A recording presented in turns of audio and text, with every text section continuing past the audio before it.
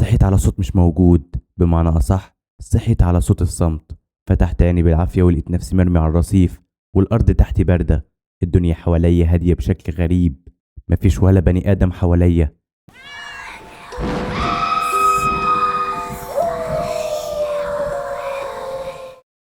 الشمس لسه مطلعتش بالكامل، الجو زي الفجر أو أول الصبح كده. أول حاجة حسيتها كانت ألم في راسي، كأن حد خبطني خبطة جامدة. حاولت أقوم وأنا بتحسس دماغي وببص حواليا. وقفت بصعوبة، ركبي بتترعش ودماغي بتلف. حاولت أفتكر إيه اللي جابني هنا، أو حتى أنا مين. بس مفيش، فراغ تام. اسمي مش فاكره، بيتي معرفش فينه. كل حاجة اتمسحت من دماغي، كأنها سبورة اتمسحت بالمية. الخضة زادت جوايا، ازاي مش فاكر أنا مين.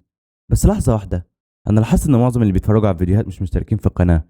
فياريت ننزل دلوقتي نشترك في القناة ونفعل زر الجرس، ويا ريت تديني لايك كده عم ماشي، ويلا نكمل القصة. ازاي مش فاكر أنا مين؟ بدأت أقرص نفسي، يمكن يكون كابوس. بس الألم حقيقي، والبرد اللي في الهوا حقيقي. يعني الواقع اللي أنا فيه ده مش حلم. ندهت بصوت مبحوح، في حد هنا؟ صوتي كان مكسور والخوف ماليني. ما جاش أي رد. الشارع فاضي كأنه مدينة أشباح. العمارات حواليا واقفة صامتة، الشبابيك مقفولة، ومفيش أي نور. صوت نفسي كان عالي، ودقات قلبي مسموعة من كتر التوتر. ابتديت أمشي ببطء في وسط الشارع، رجلي بتسحب نفسها كأني خايف أدوس على الأرض، يمكن ألاقي حد أو علامة تفهمني إيه اللي بيحصل. وهنا لمحته. في ضوء الفجر الخافت لمحت حاجة على حيطة مبنى جنبي، ورقة كبيرة متعلقة بإعلان. صورتي. قلبي وقع في رجلي. الصورة كانت صورتي أنا بلا شك، مفيش مجال للغلط. وشي في الصورة متجمد، وعناية فيها نفس الشك والخوف اللي حاسس بيهم دلوقتي. لكن اللي خلاني أخاف كان الكلام اللي مكتوب تحت الصورة: مطلوب للعدالة. جسمي كله برد مرة واحدة. مطلوب للعدالة؟ يعني إيه؟ أنا عملت إيه؟ إزاي صورتي متعلقة هنا ومكتوب عليها كده ليه؟ رجلي بتسندني بالعافية. قربت من الملصق ولمسته بإيدي المرتعشة. الورق ناشف ومعمول زي بوستر رسمي، مش هزار. قربت عيني على الكلام الصغير اللي تحت العنوان الكبير مكتوب: يرجى الإبلاغ عنه فورا. خطر على المجتمع. حسيت برجلي مش شايلاني. خطر على المجتمع؟ أنا؟ أنا حتى مش فاكر أنا مين. فضلت واقف قدام الملصق ومش مصدق. سألت نفسي: معقول أكون مجرم؟ طب إزاي؟ قلبي كان بيدق بسرعة لدرجة إني حسيت إنه هيتخلع من صدري. أنا عملت إيه عشان أبقى مطلوب؟ الصورة قدامي مش بتكذب. ده أنا. معقول حد شبهي؟ لا. أنا حافظ ملامحي، حتى لو مش فاكر أي حاجة غيرها. دورت يمكن ألاقي أي معلومة، تاريخ أو اسم مثلا. حاولت أشوف إن كان في اسم. لقيت المكان اللي المفروض فيه الاسم مش واضح، كأنه متشال بعلامة حمراء كبيرة. أيا كان، مفيش أي اسم. بالنسبة لهم أنا شخص مطلوب وبس. بصيت على شكلي في الصورة. هدومي متوسخة من التراب وفي بقعة سودا على كتفي. بصيت بسرعة على هدومي الحقيقية، لقيتها فعلا متوسخة، وريحتي فيها دخان. شميت كمي. فعلا، ريحة حريق خفيفة. يعني الصورة دي اتاخدت وانا خارج من مكان مولع. رجعت خطوتين ورجلي بتتخبط في بعضها. يعني ممكن اكون عملت حادثة كبيرة. الدم لف في دماغي. لو حصل كده وانا السبب، اكيد ناس اتأذت، يمكن في حد مات. كلمة خطر على المجتمع بتزن في دماغي زي النحلة. يعني انا بقيت خطر على المجتمع؟ بعد صدمة الملصق عقلي عمال يلف بأقصى سرعة. طب وبعدين؟ لازم اتحرك، ما ينفعش افضل واقف مستني اول حد يبلغ عني. لازم الاقي اي اجابة. حطيت ايديا في جيوبي ادور على اي حاجة تعرفني انا مين او ايه حكايتي. طلعت كل اللي معايا: شوية فكة معدنية، وولعة سودا صغيرة، وفي مفتاحين في حلقة، وصورة صغيرة متطبقة. فتحتها بسرعة. الصورة راجل وست واقفين جنب بعض مبتسمين. الراجل هو انا، باين عليا السعادة. الست اللي جنبي حاطة ايديها على كتفي، جميلة وبتضحك. حاسس اني عارف ضحكتها. قلبي هدي شوية لما شفت ابتسامتها. بس للأسف مش فاكرها. مش فاكر مين دي. مراتي؟ طب اختي؟ او يمكن حتى حبيبتي؟ الصورة ما جاوبتش ومخي فاضي. بصيت ورا الصورة يمكن الاقي حاجة. مكتوب بقلم جاف: الى الابد يا عمر. عمر؟ هو ده اسمي؟ يمكن. الكلمتين خلوا قلبي يوجعني من غير ما افهم. الى الابد يا عمر؟ شكلها رسالة حب من الست دي، يمكن مراتي او خطيبتي. بس هي فين دلوقتي؟ ليه مش معايا؟ هل يا ترى هي بخير، ولا جرى لها حاجة؟ الأسئلة أكتر من الإجابات، وكلها بتخبط في دماغي. خبيت الصورة في جيبي بسرعة. بصيت على المفتاحين: واحد صغير شبه مفتاح خزنة أو لقفل صغير، والتاني مفتاح عادي كبير لباب أو عربية. مفيش أي ميدالية ولا علامة عليهم. مين عارف بيفتحوا إيه؟ وفجأة سمعت صوت من بعيد. كان صوت سرينة. اتجمدت من الخضة. لمحت ضوء أزرق بعيد بيعدي بسرعة. قلبي وقع. الشرطة؟ اخدت نفسي وجريت على اول مدخل عمارة جنبي. استخبيت في الضلمة وببص بره بحذر. عربية الشرطة عدت من الشارع من غير ما تاخد بالها مني.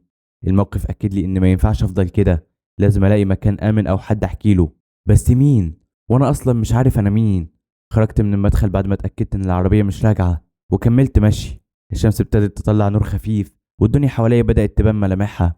عند ناصية الشارع لقيت كشك جرايد مقفول، بس كان في جريدة مرمية جنب الكشك.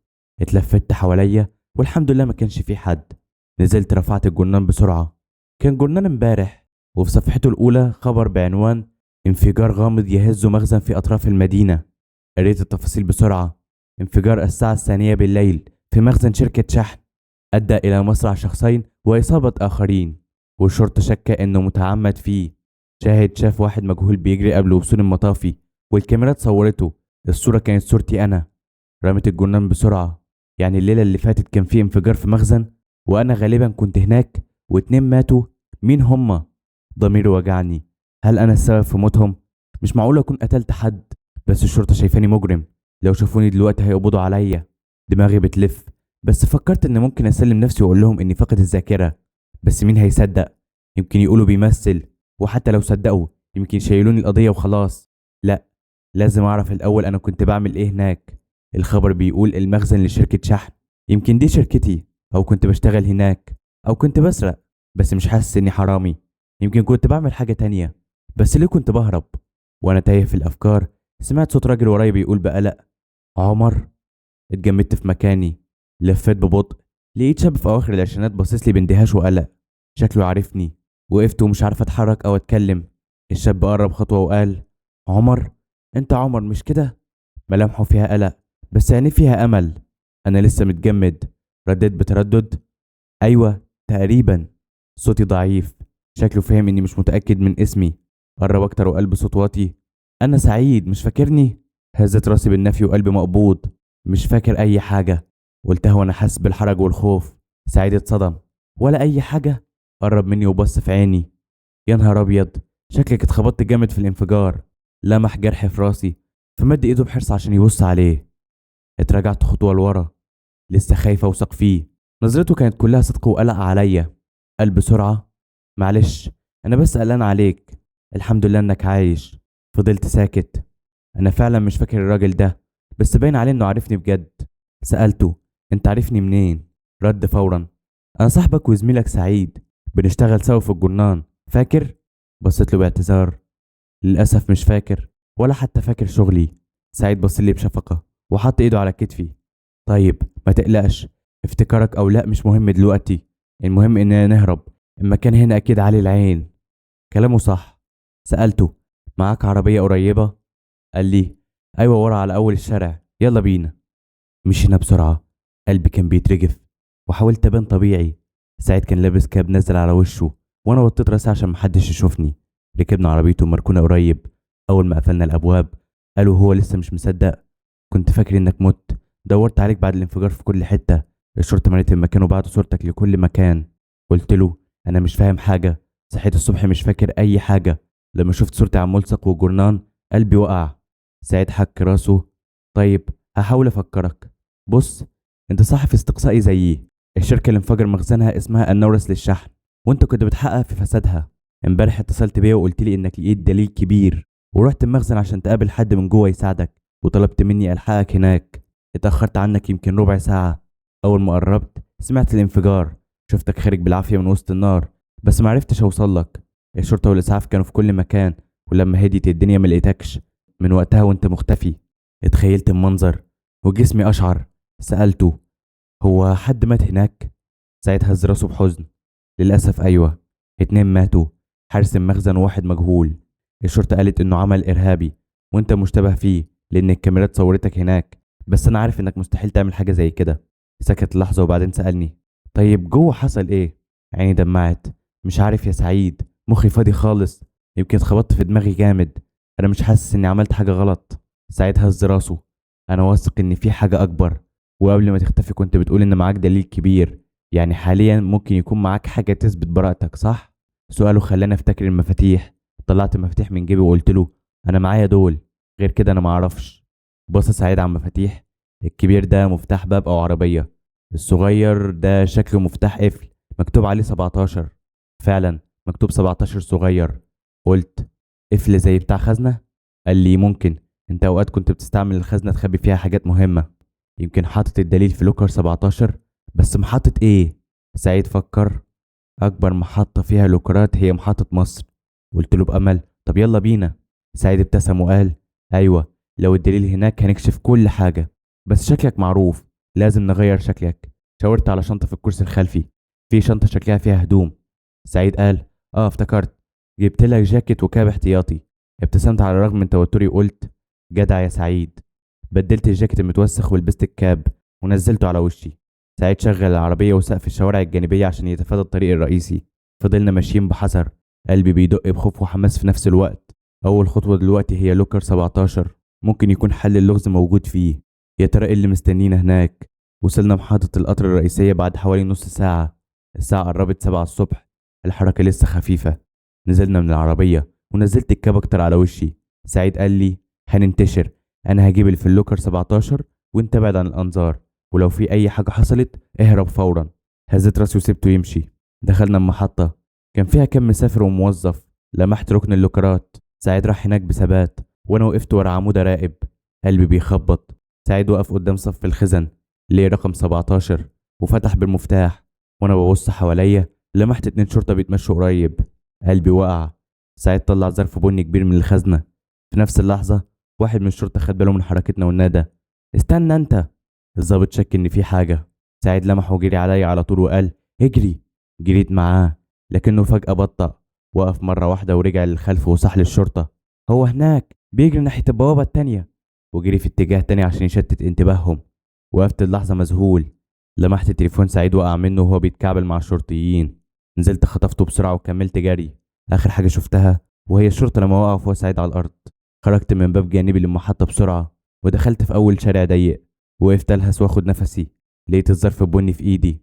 فتحت الظرف وقلبي بيترجف. الأوراق والصور اللي جوه كانت أدلة خطيرة. مستندات عن شحنات سلاح باسم كمال البارودي، إيميلات فيها أوامر بالتخلص مني، وحتى محادثات بتأكد إنهم فجروا مخزن عشان يقتلوني. الحقائق دي فتحت كل أبواب ذاكرتي مقفولة. افتكرت كل حاجة مرة واحدة. افتكرت نفسي جوه المخزن بدور على الملفات المهمة، وافتكرت صوت كمال البارودي وهو بيأمر رجالته يولعوا في المكان وأنا جوه. رجعت للواقع على صوت زمير عربية. قلبي مولع غضب وإصرار. دلوقتي فاكر كل حاجة ومعايا الدليل. لازم ألحق سعيد قبل ما يروح فيها، ولازم كمال البارودي يدفع الثمن. كمال بالنسبة للناس راجل محترم، لكن دلوقتي مين اللي هيصدقني وانا مطلوب؟ الحل الوحيد ان اخليه يعترف بنفسه.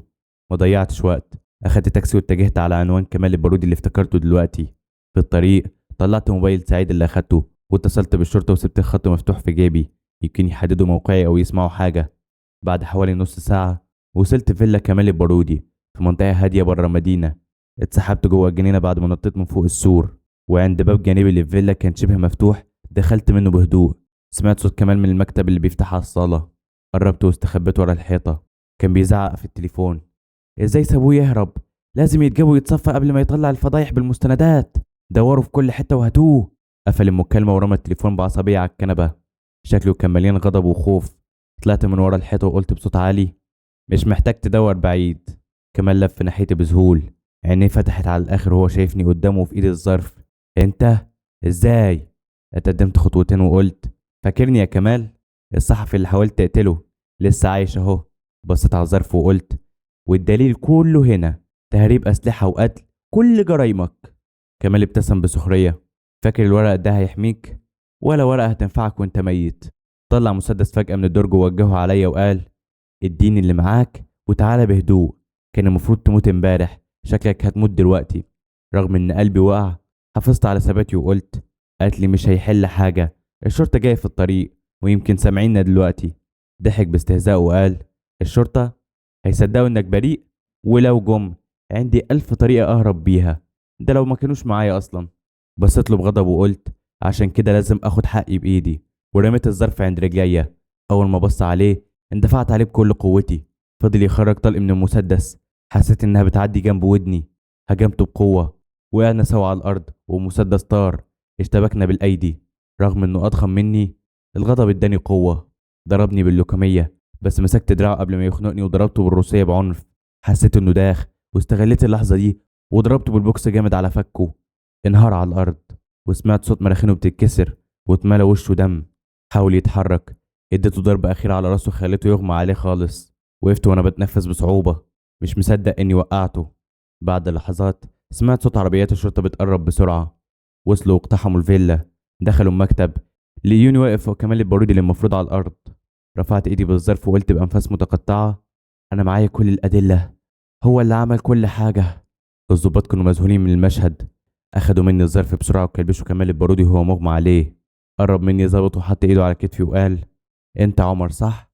ما تقلقش، خلاص. في اللحظة دي حسيت جسمي بيترخي. رجالة الإسعاف كانوا دخلوا ورفعوني على نقالة وأنا مطمن. أخيرا المجرم الحقيقي اتقبض عليه. خلال يومين براءتي ظهرت واتكشف فساد كمال البارودي. اسمي اتمسح من قوائم المطلوبين وبقيت الصحفي البطل في الأخبار. طبعا أفرجوا عن سعيد واعتذروا له. طلعت من القسم بعد التحقيقات ولقيت سعيد مستنيني بره. حضني وقال: الحمد لله على السلامة يا بطل. ضحكت وقلت له: الله يسلمك، واسف اني قلقتك. رد عليا وقال: المهم انك رجعت لنا. سعيد قال وهو مبتسم: على فكرة، في مفاجأة مستنياك.